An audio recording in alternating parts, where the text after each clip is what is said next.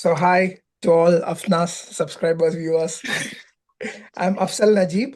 I'm from Kerala, Kollam city in Kerala.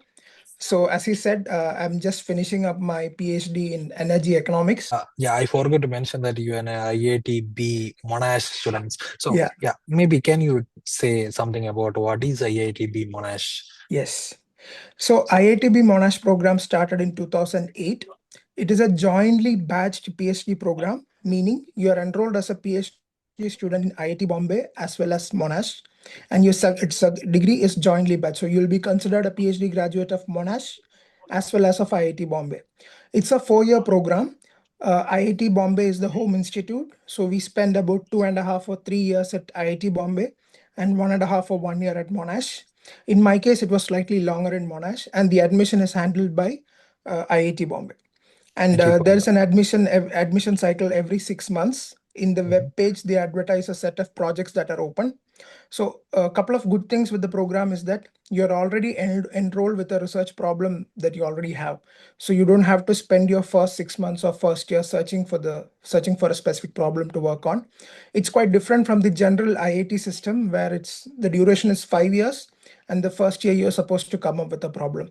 The other advantage is that you get international exposure, like you get to work in the research cultures of both these countries. Yeah. And in certain disciplines, it's quite beneficial because, for instance, in my case, my research is on India, all my data comes from India. So there's definitely value in proceeding with research in India for about 2 years. And after that, I get to experience the research culture in Australia. It's also a high exposure program in the sense it has given me a chance to go to more than 10 countries for Oh, different presentations, attending seminars, conferences, etc. I think looking back, that's a really great thing that happened because yeah, of the that's program. really Yeah. great actually because it's been a 2 year. I am here in Australia. I only visited Australia and India.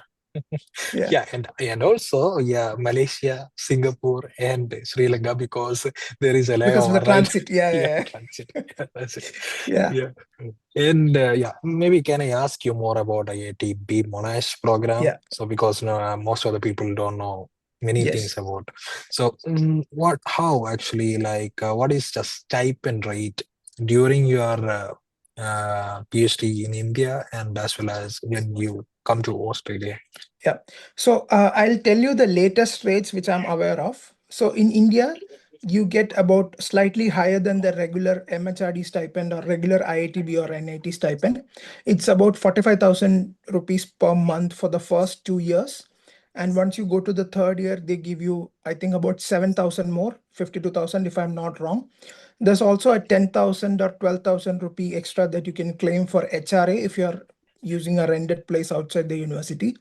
When you come to Australia, it's same as any Australian standard student stipend, which is called in Monash, it's called the Monash Graduate Research Scholarship, Yeah, MGRS. It's about 1,600 or 1,300 or $600 300,000, per 300. fortnight. Yeah, Yeah, that's the same. And then we have research allowance from IIT Bombay, yeah. which depending on your project, it could vary. And there are funds in both universities for international travel, consumables, etc. Oh, okay. That's great actually. Yeah, you can get experience with India as well as Australia both Yeah. together, right? So a slight Yeah. problem with that is now that the Australian visa fees is increasing, how Oh, that yes. visa fees is going to be dealt with is slightly confusing, but there are different options to deal with that. Yeah. Oh, okay. So will you get the visa amount from the university or you have to pay by yourself? It's sketchy right now because of the increase, but I'm sure that there are definitely methods that can be managed and Oh, yes, that's right. yeah. Yeah, because I think my one of my friend is coming today Okay. for yeah. So I don't know, maybe I am not sure. Yeah. I think it is changing, but it didn't change it now, right? The visa. So last July, when I first applied for visa, it was about 35,000 Indian Yeah, rupees. yeah. Now it's about 89,000. 89. Oh, Yeah, and with the health, it comes to around 1 lakh. But I think yeah. either your supervisor will support or it depends on candidate to candidate. But if you look at the whole 4 years, this one expenditure is a very small portion, about 1/30th of what you'll be, all the money involved. So it's not a major issue.